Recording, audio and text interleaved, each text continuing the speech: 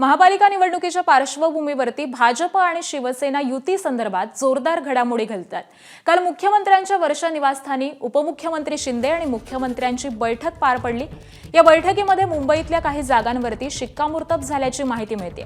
या बैठकीआधी फडणवीसांची भाजपसोबत स्वतंत्र बैठक झाली आणि त्यानंतर मुख्यमंत्र्यांची शिंदेंसह शिवसेना नेत्यांसोबतही बैठक झाली। दरम्यान आज शिवसेना आणि भाजप समन्वय समितीची बैठक होण्याची शक्यता आहे।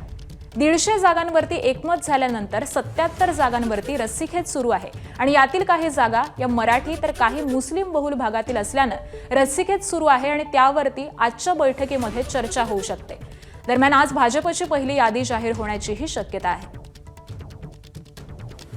आणि आज संदर्भातले अपडेट्स जाणून घेऊयात। आमचे प्रतिनिधी अभिषेक मुठाळ सध्या आपल्या सोबत आहेत।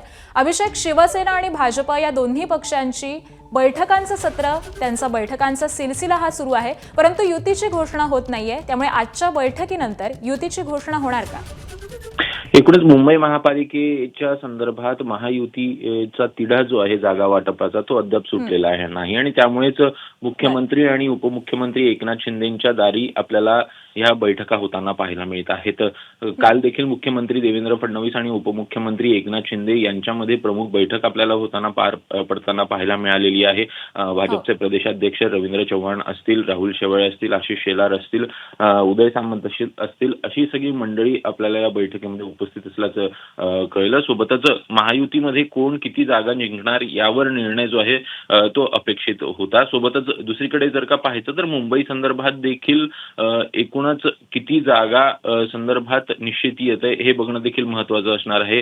जो फॉर्म्युला आहे तो देखील आज एकूणच कालच्या रात्रीच्या बैठकीमध्ये ठरल्याचं कळतं आहे आणि त्यामुळेच या संदर्भात आज महायुतीच्या समन्वय समितीची बैठक आपल्याला पार पडताना पाहायला मिळणार आहे आणि त्यामध्ये एकूणच मुंबईतल्या जागा संदर्भात शिक्कामोर्तब आपल्याला होताना दिसेल। एकूण मुंबईमध्ये महायुती म्हणून सामोरे जाताना आपल्याला शिवसेना आणि भाजप ही पाहायला मिळणार आहे आणि त्यामुळे एकूणच कशा प्रकारे यश येतं हे बघणं महत्त्वाचं असेल।